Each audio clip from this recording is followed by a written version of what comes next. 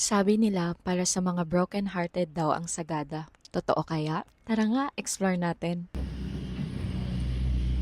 Sobrang layo nga ng lugar na ito, pero ang dami pa rin dumadayo. Hindi lang local tourist, pati na rin ang mga international tourist. Ang Sagada ay isa sa mga sikat na munisipyo ng Mountain Province. Galing Maynila ay makakarating ka sa lugar na ito ng 11 to 12 hours. Pwede kang sumakay ng Purple Bus galing Cubao. O kaya naman sumakay ka ng bus or van galing Baguio City. At ang una nga naming pinuntahan dito sa Sagada ay ang isang Wow Cafe.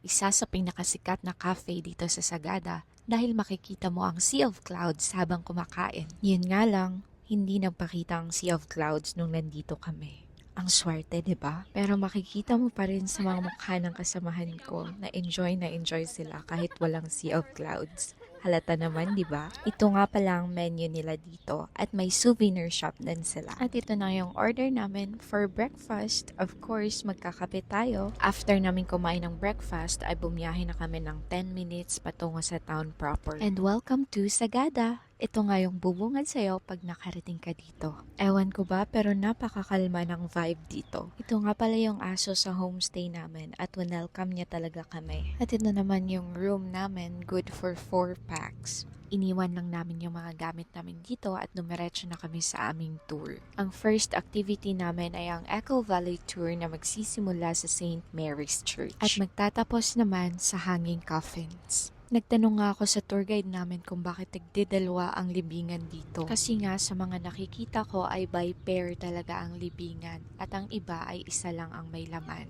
Sabi niya dito daw sa Sagada ay totoo ang till death do us part. Dahil hanggang libingan ay kasama mo pa rin ang asawa mo. So yun pala yun. Para sa mag-asawa ang by pair na libingan. Awit na lang sa mga single. Ina-explain nga ni Kuya kung bakit tinatawag itong Echo Valley. Kasi nga dati pwedeng sumigaw dito at maririnig mo yung echo ng voice mo. Pero ngayon ay pinatigil na nila ito to show respect sa mga ninuno nila na nakalibing doon sa Hanging Coffins. Medyo matirik din yung daan dito. Pero may guide naman at may kakapitan ka. Nadaanan nga namin itong malaking bato at tinry naman ang kasama namin sa tour na umakyat.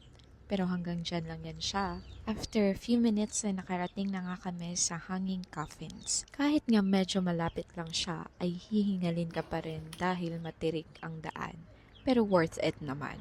And this is the Hanging Coffins of Sagada. Kung hindi ka magtatanong ay iisipin mong mga bata ang laman ng coffins na yan. Dahil nga may kaliitan ang sukat. Pero hindi. Ito yung mga ninuno ng mga tao dito sa Sagada. Kadalasan daw sa kanila ay nakabaluktot noong pinasok sa kabaong na yan. Marami pang mga hanging coffins dito pero ito lang ang accessible sa mga turista.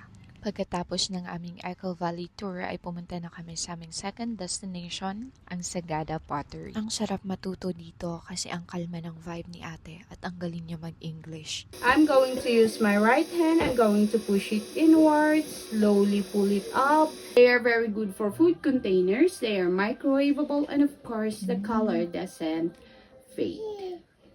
Sino pang gusto mag-try? Siyempre, hindi natin palalampasin ang pagkakataong ito na matuto ng pottery.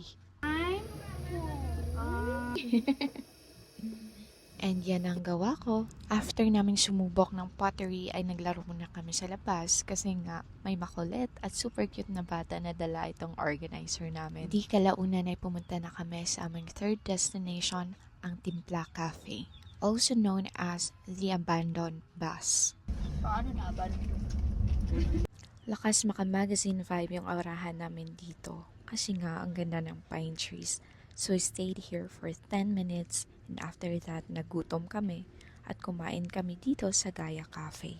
Oops, familiar di ba? Dito sinot yung pelikula ni Angelica Panganiban at Carlo Aquino. At ang pamagat ay That Thing Called Tadhana. Sobrang nagustuhan ko ang vibe dito, like 100% talaga.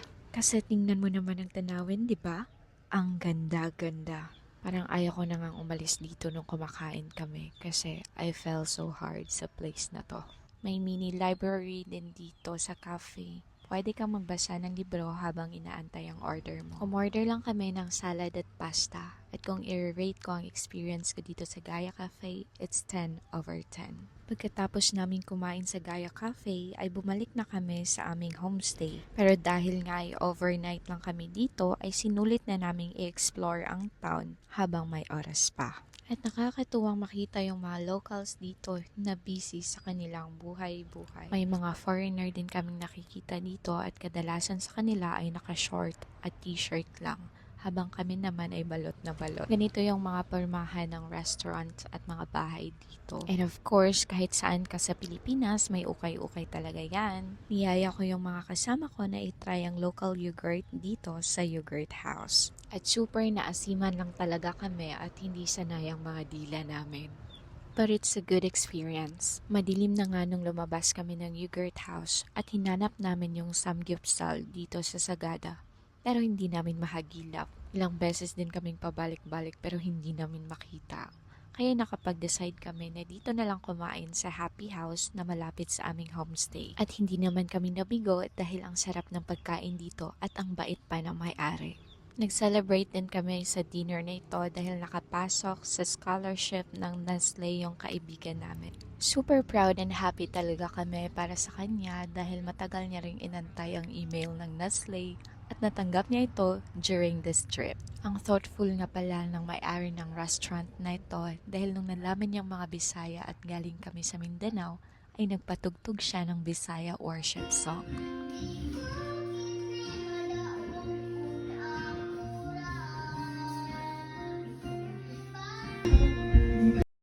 After namin mag-dinner ay bumalik na kami sa homestay para sa hugot night. Yes, ang dami naming hugot sa buhay ng gabing to at uminom din kami ng soju. At ginawa naming pulutan yung strawberry na pinik namin doon sa Benguet. And this is how we end our night dito sa Sagada. So para nga ba sa mga broken-hearted ang lugar na to? Panoorin mo ang part 2.